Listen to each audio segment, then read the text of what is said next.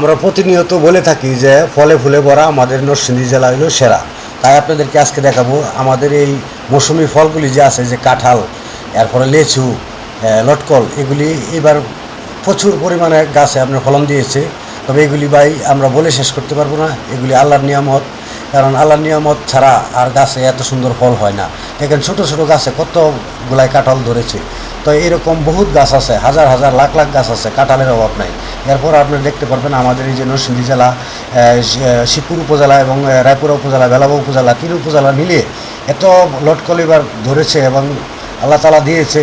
আপনাদের মনে করেন যদি আসেন তো মনটা ভরে যাবে ভাই, এত সুন্দর সুন্দর মৌসুমি ফল। তবে চলে আসুন, সামনে সময় আছে, 3 মাস চলবে লটকনের বাজার, মরজাল বাসস্ট্যান্ড সমতা বাজার। আপনাদেরকে দাওয়াত রইল অগ্রিম, আপনারা অবশ্যই আসবেন। আমাদের এই ফলে ফুলে ভরা নরসিংদী জেলার যে ঐতিহ্য, এটা আপনারা দেখে যাবেন। ধন্যবাদ সকলকে, ভালো থাকবেন।